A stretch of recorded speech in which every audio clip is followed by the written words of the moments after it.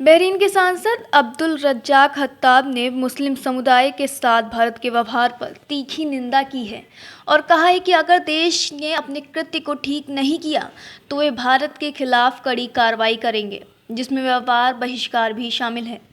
संसद में हाल के एक भाषण में हत्ताब ने कहा कि भारत में मुसलमान विशेष रूप से असम और कश्मीर में हिंसा, दुर्व्यवहार और व्यवस्थित हत्या से पीड़ित हैं। उन्होंने भारत पर उत्पीड़न की प्रथाओं का उपयोग करने और मुसलमानों पर अधिकारों, स्वतंत्रता और धार्मिक प्रथाओं को प्रतिबंधित करने का आरोप लगाया है।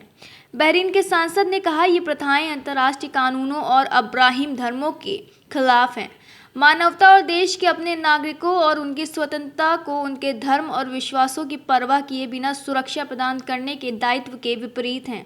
भारतीय मुसलमानों के साथ हो रही अन्यायपूर्ण हिंसा के खिलाफ चिंता व्यक्त की है।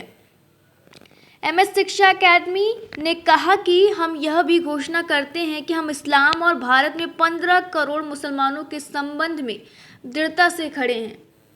अब्दुल रज्जाक ने कहा कि बहरीन और भारत के बीच अंतर्राष्ट्रीय व्यापार सालाना 105 बिलियन डॉलर के अधिक है और भारत सरकार को मुसलमानों पर प्रतिबंध और हिंसा जारी रखने की स्थिति में आर्थिक परिणाम भुगतने की धमकी दी है।